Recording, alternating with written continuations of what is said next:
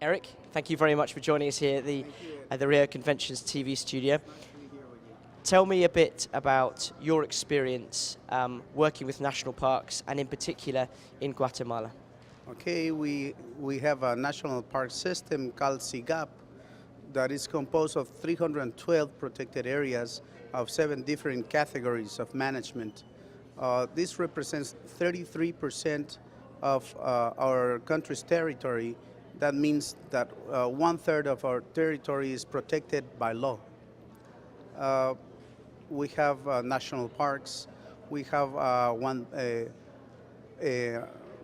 national area called RBM is a biosphere reserve declared by UNESCO in 1992, and we are working right now in another category for the management through communities and indigenous people.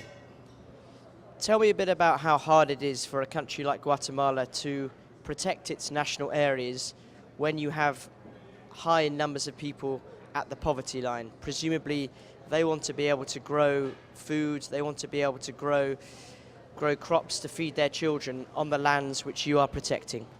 Well, the pressure on the national area system in Guatemala is very strong because the advancement of the agricultural frontier and cattling and other agricultural activities have a lot of pressure on the parks system.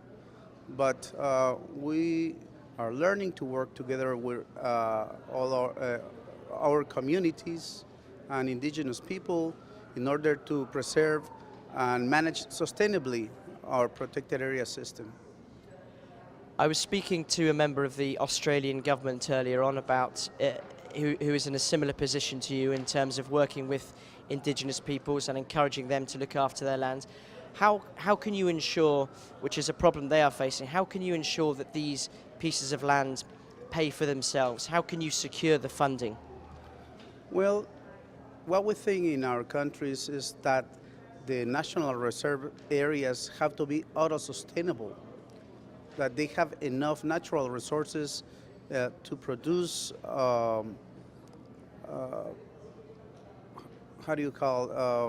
to produce opportunities, economic opportunities for the communities, to produce natural resources like water, and they could also generate electricity and have electricity and water in their communities.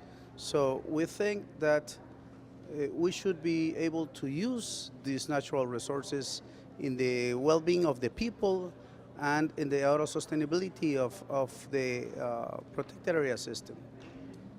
And in terms of the conference this morning, there's been a lot of talk from people all across the world in terms of their national parks. What experience, what advice can you offer from a Guatemalan perspective?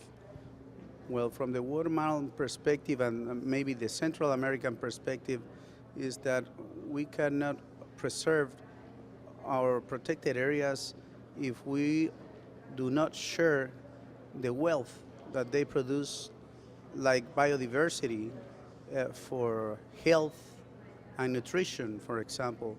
For example, our countries are poor and live extremely poor. But if we show them how to use biodiversity for their well-being, I think we're in the right path.